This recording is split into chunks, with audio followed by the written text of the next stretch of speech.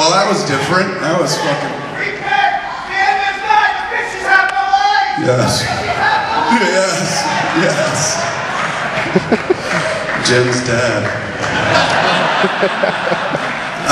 Yeah, that was weird, man. It's a weird little movie, and I love watching it. You guys were, for most of the movie, about as bloodthirsty as Chicago, which was to say, not a lot, very quiet. But then, once Melissa gets killed, everything ratcheted up a notch. You guys came in about equal with Kansas City. They were pretty bloodlusty, so well done. Okay, we got mics, we got people lined up. Let's rock them. One here, one here. Is there any upstairs or just these two? Just these two? Good. Hey, man, how are you? What's going on, sir? It's good to see you again. Good to see you. How are you? Right on. I guess it's like a 9-part question, as in, how did you convince Schwalbach to be a Jesus freak and say, the Lord is my Savior, and get shot in the fucking head by John Goodman? And my dick is just that good. No. I meant small. That was, it wasn't that difficult, man. Schwalbach, for those of you that don't know, first off, how many people here listen to any shows on Spotify? Right on. I suspected a lot of you. Thank you. And while we're on that subject, thank you for coming out tonight. It means the world to me. I know we asked you to pay a premium to see this flick. We're going to try to make it worth it for you for the rest of the night, but I appreciate it so much. My thanks to you. This little tour of ours is a dream come true. You guys being here makes that possible. Thank you for doing that. In exchange, or as a way of saying thank you, I swear to God, you go to smodcast.com from now until the end of time. It'll always be free. Free, free, free. Okay, for those of you that don't know Smodcast and all that nonsense, my wife is in the movie. She's one of the believers in the church, one of the Cooper clan. She's the one wearing a purple shirt. Looks like she's enjoying shit a little too much. She'll be the first to tell you, Jennifer, that she's no actress, but every time we make a flick, she's like, I want to be in it. And I'm like, yeah, but we're, this is a professional thing, and there's money involved, and I can't really put you in the movie. You're not an actress. She's like, Jason Mewes wasn't an actor. And I was like, yeah, but he's, Jay's Bob. And she's just like, you put all your friends in the movie. Why not your best friend? And I was like, Scott Mosier? So I was like, all right, man, we'll get you there. We're trying to put her in the flick, every flick I do. She just likes to be around and shit. She's not really, she's like a baby in the car. She doesn't care where she's going. She just enjoys the ride.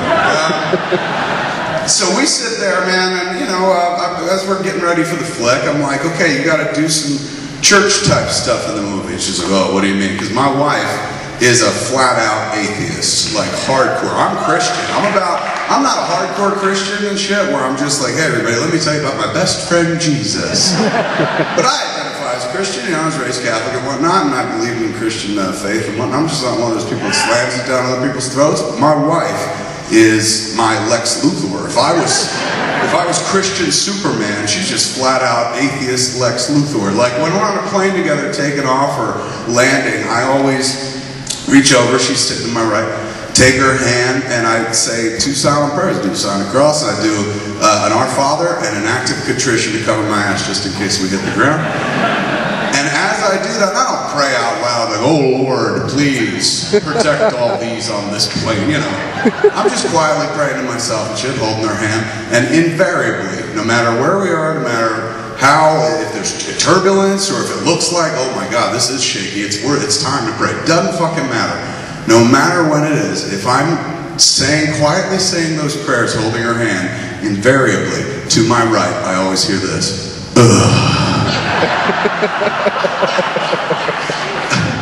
So she don't dig it. She don't dig it at all.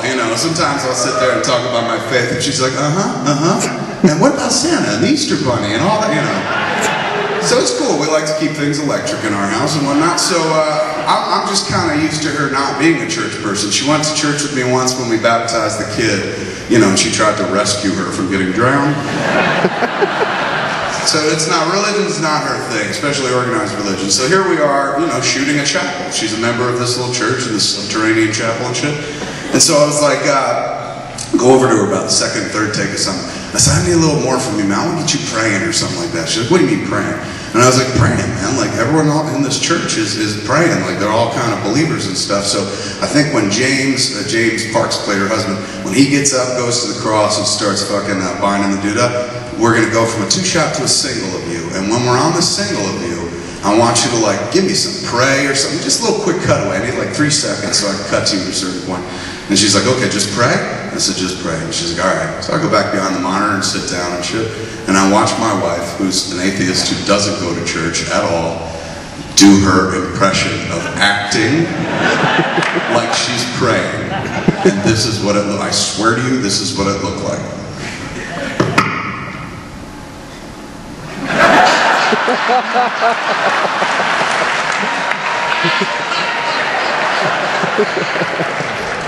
It was like some kind of David and Goliath, man. Or yoga. I think she was doing a yoga move. And I'm standing next to John Gordon, and John Gordon's the producer on the movie, and John's Jewish. He goes like, I know I'm Jewish, but that don't look Christian. So I had to go over and be like, that's not how they pray. So she was, I don't know, she had a lot of fun kind of doing it, but the weird thing was I told her from the jump, I was like, if you're going to be in it, you got to be one of the Cooper family. She's like, okay. I was like, that means at some point you're going to have to carry a gun. She's like, oh, I like guns. And she's pretty, I wouldn't say she's anti-gun, but she's just pretty strong gun control person. Like when her parents moved in with us, Byron and Gail, Byron's her stepdad and Gail's her mom, when they moved in with us, when Harley was born, you know, Byron had been a cop in Coral Springs, Florida for like 25 years.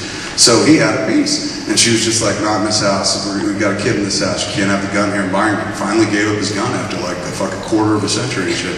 But, you know, it means something to her. When the kid was almost 1 year old, her birthday's in June, May prior to that, Mother's Day, that was Jen's first Mother's Day.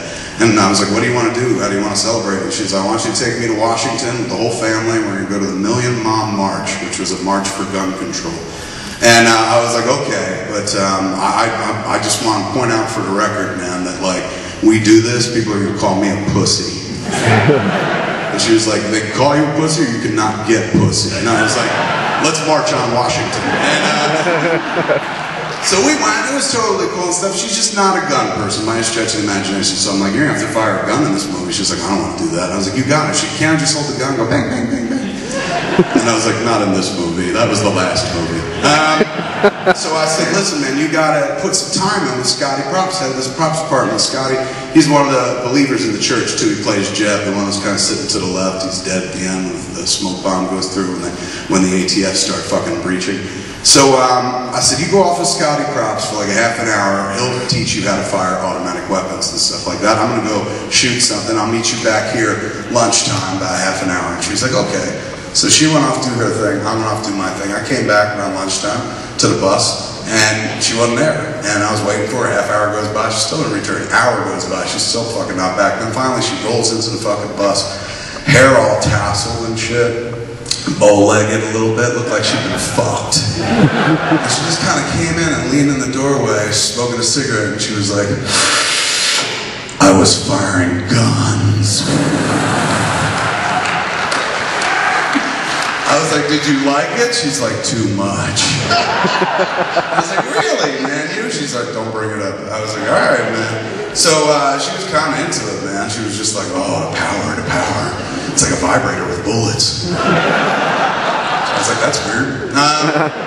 So she was, you know, she put some practice into it and shit. She was kind of ready to do the gunfight. But there's also a moment where, as you see, she gets killed and shit. And killing anybody on camera, particularly if it's a gunshot, has its own set of complications. Like when we killed the deputy, when James Parks shoots Matt, the deputy, boom. We used an air ram, like this ratchet thing where you got a stunt person who's taking the hit, has a harness on under their clothes and the rope that goes out the back. It's attached to this hydraulic air ram so that when somebody goes like bang, they hit the lever, it just yanks the person back in the air. So we were going to do that for Jen on the rooftop as well, but the building is kind of old and they're like, you can't put heavy equipment up there. So we had to do it kind of poor man style. Poor man style is essentially you throw a rope around a tree and two dudes go like this and she falls back.